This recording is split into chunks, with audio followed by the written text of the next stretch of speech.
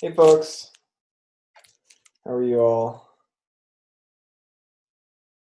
Hello. Looks like we have kind of, sorry?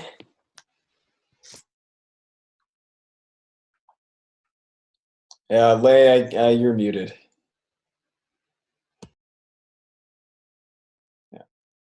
Oh, I'm switching around. I've been muting myself when I'm talking. There we go. Yeah, okay, so it looks like we have kind of a small crowd today, but we're going to get started anyway. So welcome everybody to the Tuesday, April 16th, 2019 Working Group Component Standard Meeting. It looks like we have some items on the agenda for this morning, not too many, so let's get started. So the first thing on here, I guess, is this refactor from Stuart. Here I can share as well.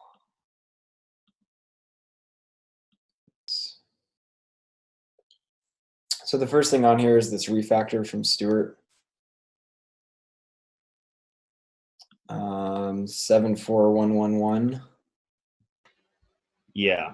So I've been working with Stuart on the design of this. It's inspired by comments on a. Oh, I probably should post that as well. I posted a Google group topic from API machinery. Did I do? I didn't include that last week. Okay. Groups. You ever lose all your tabs, right? And you're just like, what's my life? Anyway, I tried to base some changes to codec factory, and then speaking with Liggett and Lucas and Lubomir, offline Lubomir were in this meeting. It was like 2 weeks ago. We wanted to implement a strict codec factory type thing, but outside of API machinery. And so I went and did that, and I had to copy a bunch of code, and it was super weird. And I didn't like it, but I posted the PR anyway. And then I opened this API machinery topic, which I finally have a link to. Inspired by. Okay, there's that. So thanks for pulling this up. Basically, I said, hey, I have this patch and we need a universal decoder. And we didn't want to modify the existing universal decoder because eventually API machinery is going to be universally strict. That was like what Liggett kind of suggested. So we tried to do it out of that package. And then it just ended up being really ugly. And then Daniel had comments that were totally different from what Liggett was asking for. Mm. So then I was like, well, I mean, the patterns that you're talking about, will you look at my patch? And then Daniel did a review of 76303. So this was your initial patch. That's my codec factory patch. Okay. With the stuff that's outside of API machinery that I didn't like. And Daniel ended up also reviewing a bunch of stuff that was from the dependent commit from 74111, which is the config serializer now turned strict JSON patch. And so I worked with I worked with Stuart to kind of implement some of that stuff, and Stuart's force pushed his thing, and it's pretty ready for review. There's just little nitpicks and stuff, but hopefully we can get it in. So the 76303 is the next one you were focused on.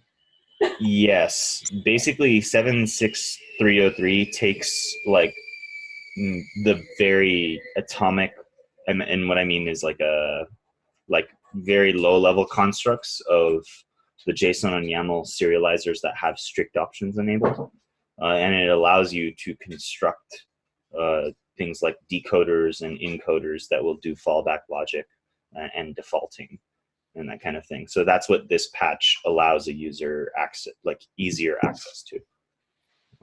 Okay. I can take a look at this. This patch needs to be rebased on 74111 though. But so we really need to get that one in, because not having the constructs like makes the like 7 patches that I have open right now really hard to work on. Yeah, that makes sense. So yeah, I mean, like, Daniel ended up doing a review. 74111 merged, right? Yeah. So Oh, did it? yes. So you can rebase. Did that happen? I think it was recent. Nice, 6 hours ago. Yeah. That, I mean, I'm glad that Stefan pushed that through. Wait, maybe I should have a follow-up PR because there were some open questions there. Okay.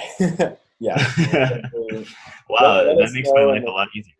Yeah, let us know in the chat when you've got that follow-up. Do you have an opinion on like, we made some fields that were previously private public? Should we do a little bit of work to make sure that we don't? Yeah, I'm not super deep into the serializer stuff, but like which things were. It's on the serializer struct. Basically, before there were these private bools, and for like tracking whether or not it was a YAML serializer, or that's exactly it right there. So serializer options has a bunch of public fields because people need to be able to specify those. But now it's embedded into serializer, which means that serializer gets a bunch of public fields. Right, so YAML pretty and strict on line 74. Yeah, and, I mean, we could make a private copy of that struct. Not that big a deal, in my opinion. It just seems like there's been some work in this package to make serializer immutable to the client. Yeah, so why does the serializer options field itself have to be public? But have to be what? Sorry? Why does serializer options itself have to be public? Like, the options inside of it, of course, do so that you can set them, right? And the type does, but the field of the serializer that stores it doesn't have to be, right? Or does it for some other reason? If we embed it as a non-capitalized serializer options, does that mean that the substruct fields would not be... Right, you wouldn't be able to get to them once it's inside. That could be a really simple patch, yeah, just a 1 character change. And just basically, you would not be able to construct a serializer without the constructor. Right. Well, you could still, so the serializer itself, you'd need the constructor. That's right. That's actually the way it is right now, because there's private fields in serializer on the left side of the screen. Yeah, I think that's probably the preferred pattern. Okay, cool. That's a really simple thing. We should just do that. Okay. I'll put up a fix for that. Thanks. Yeah, you add that to the notes too. Yes.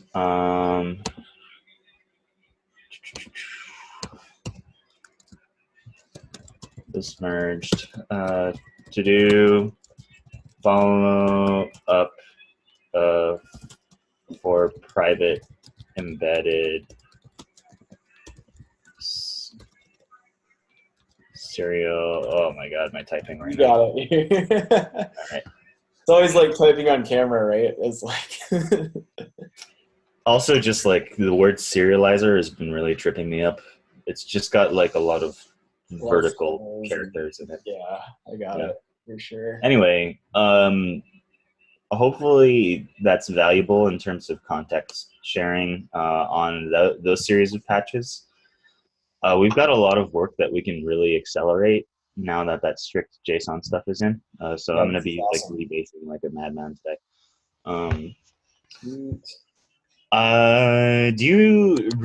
We've got an action item from like 2 meetings ago on the HTTPS package move Oh, to the API server, and I just haven't had the time to look around in there. Are there any pointers or notes that we can take to make that process easier when I go do that? I don't know the name of that specific package off the top of my head. I know it's imported by a couple of things, right? Like it's currently Yes. imported by like the some components. Um, do you remember anything about the name? We can try and find it. I just know that it was an HTTPS serving package, or like some kind of secure serving package in the API server. Um, so to find that, I'd probably trace the command line entry point for the API server and then find Could that or just you could just pop up grep there. around. Yeah. Sometimes it can be easier.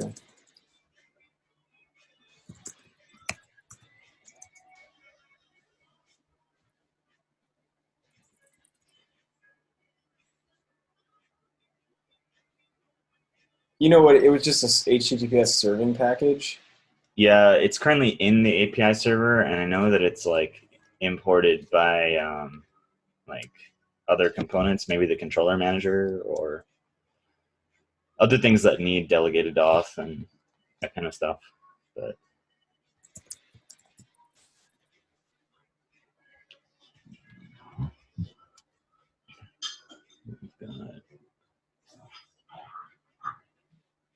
My Mac is not liking that search right now.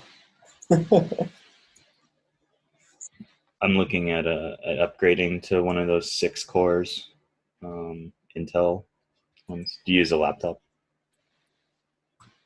Just yeah, I'm at home right now, so I'm on my laptop. Mm. I must have the path wrong.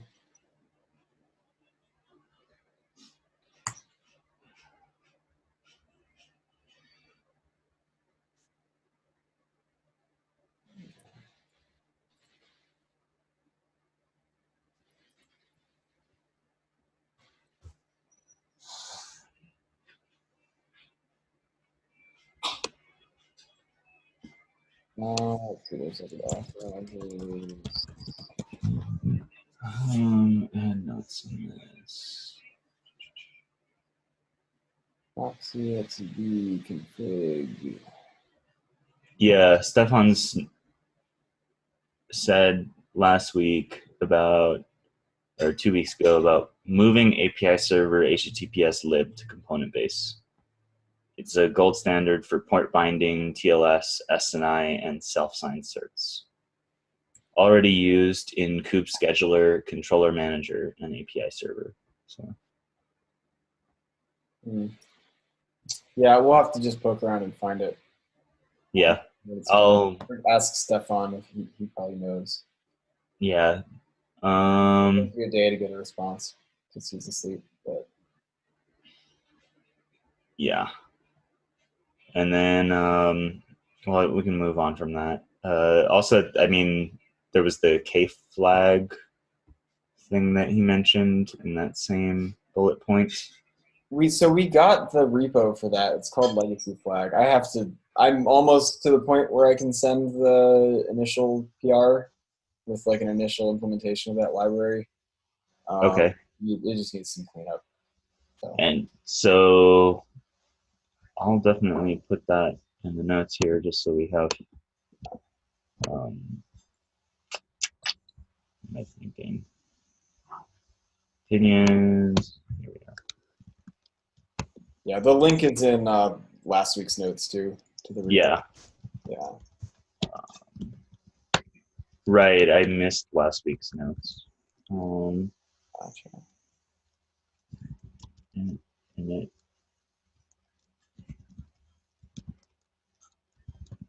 Coming soon.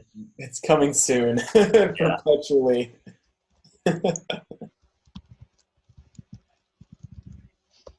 Coming this summer. Yeah, great. Yeah.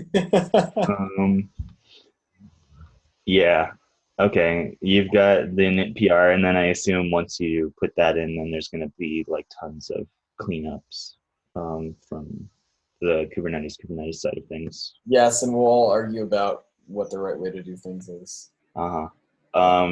I know that we've got these other patches in flight that I really haven't had a chance to review. Like we're using global flag logic, and then didn't you open up one as well about some kind of map string thing?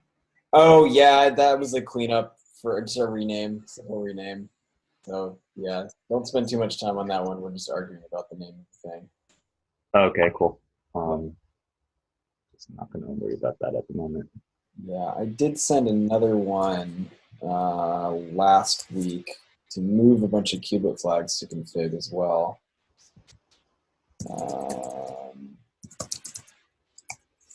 That is definitely in line with things we're trying to accomplish. So.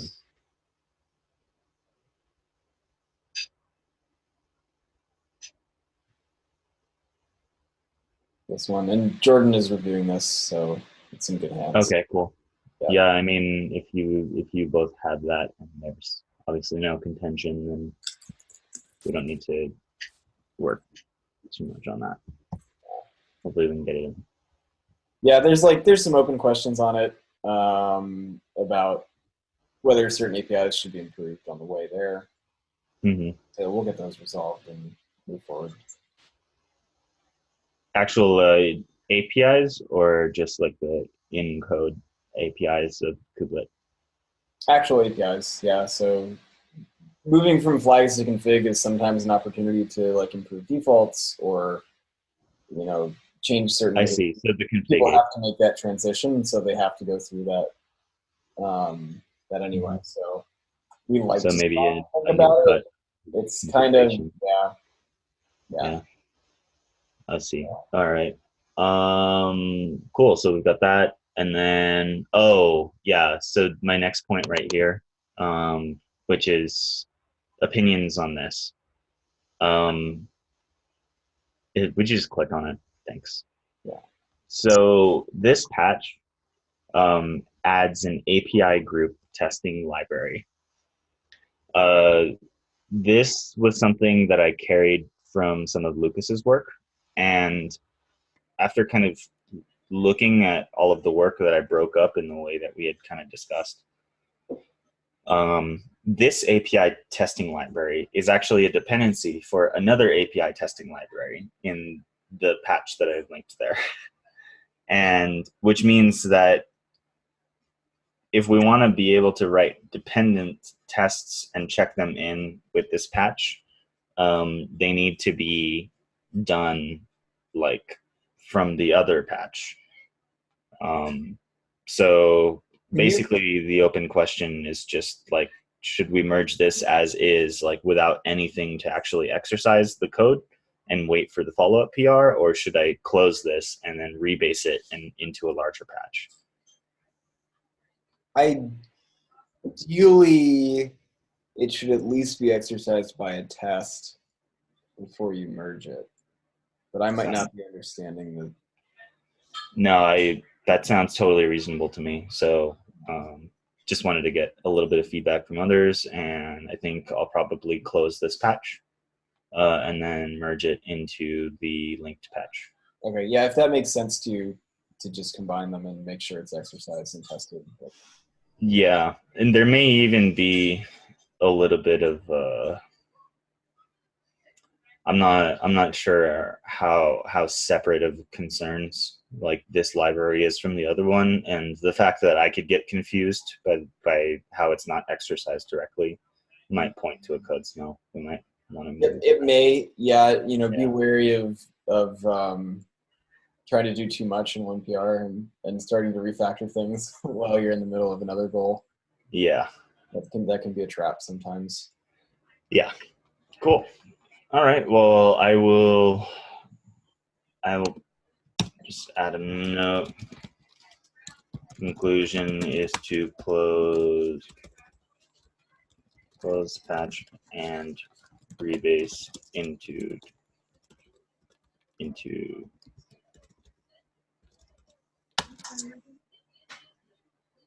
whatever. The other one. Yeah. Yeah. Thanks.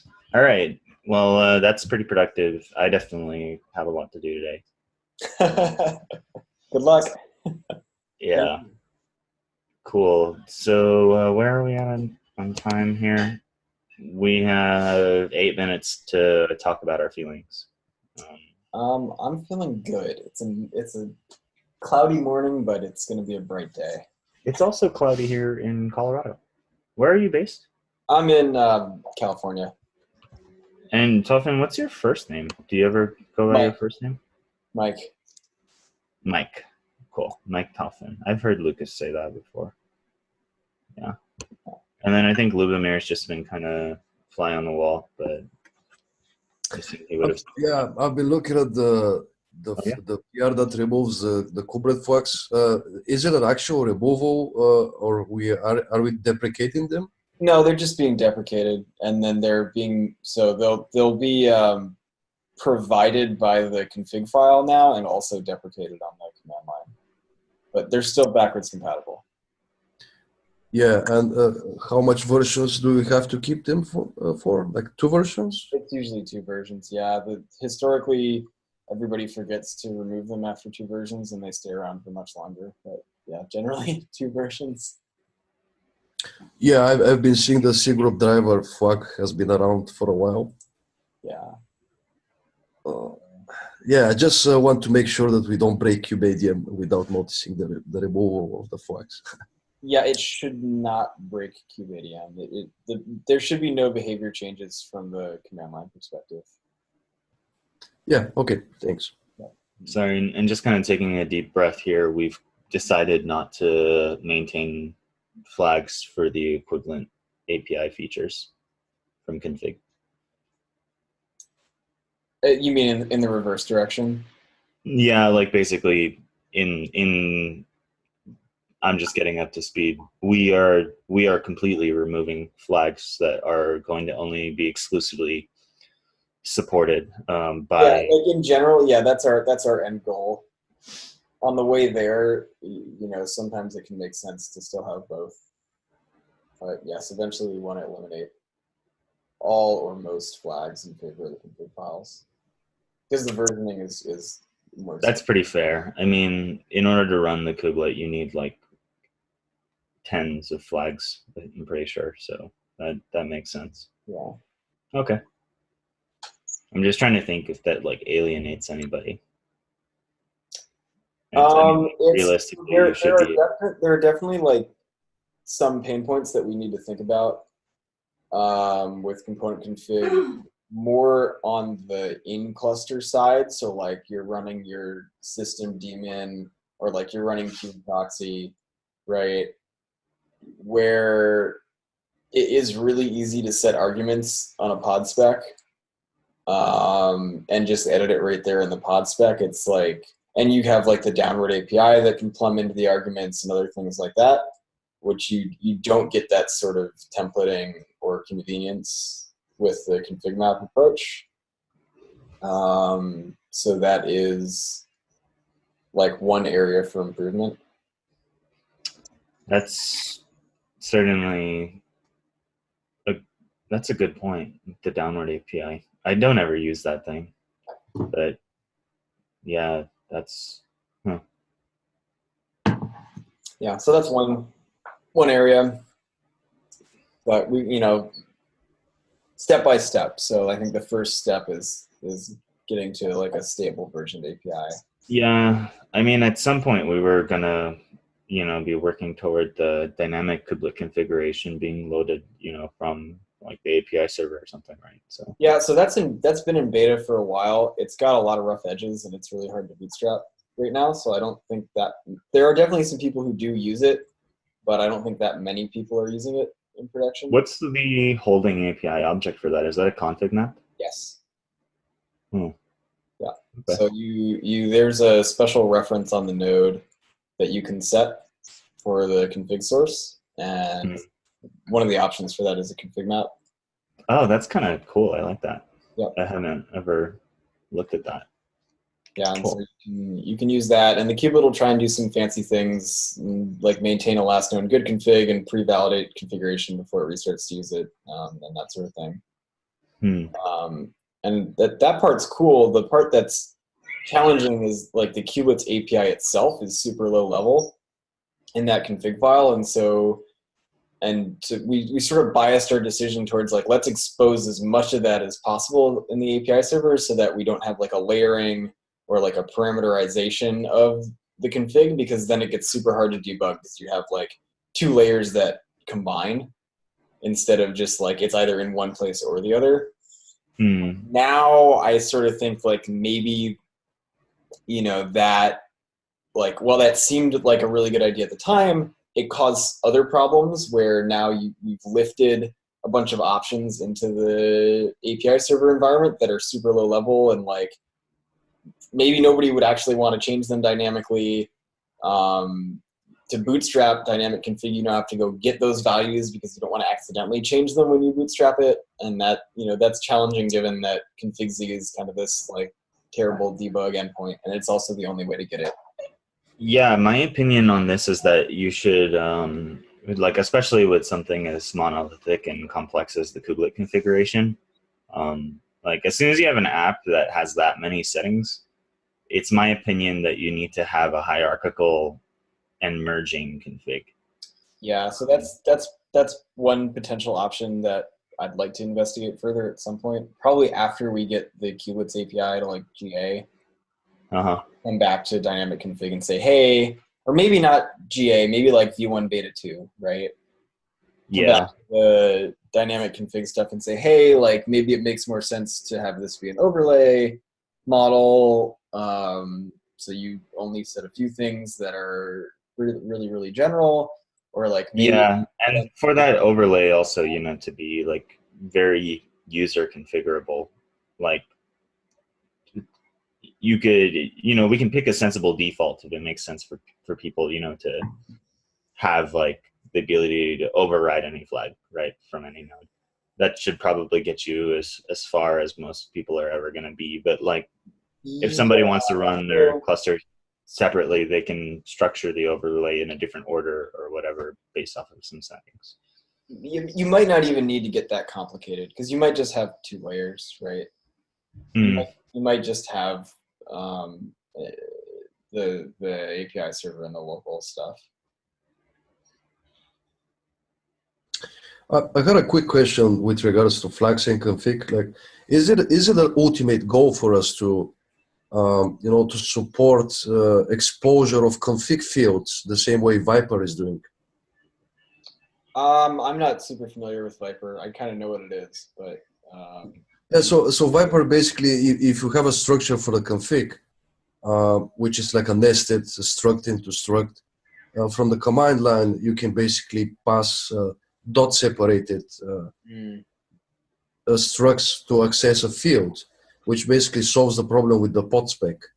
But I'm not sure if so Viper, nobody likes Viper because it has problems.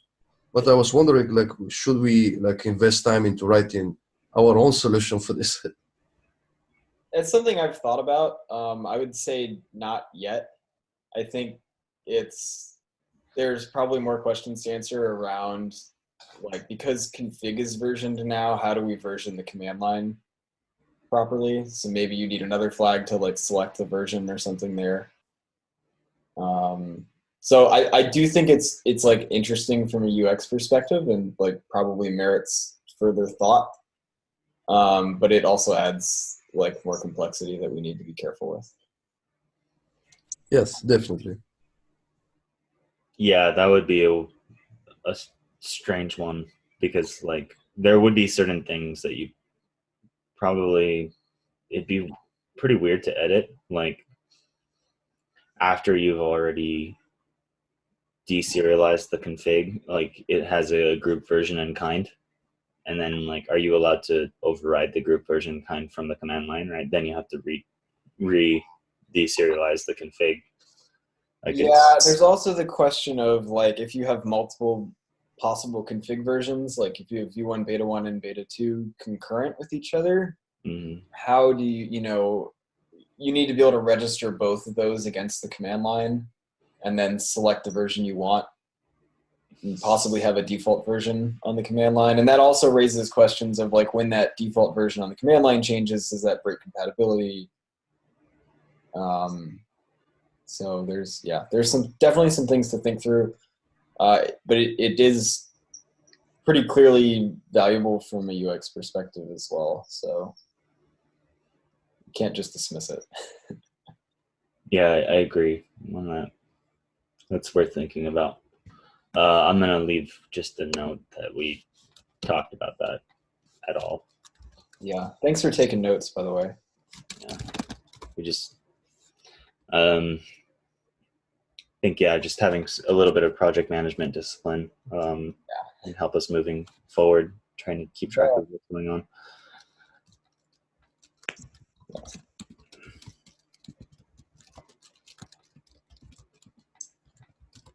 Okay, I have to get going. So. Yeah. Let's close this out. I'll finish writing this note, and then now I'll get rebasing on some of the stuff that we have in flight. Awesome. Yeah. Thank you, everyone. Much, Lay. Bye. See you over there.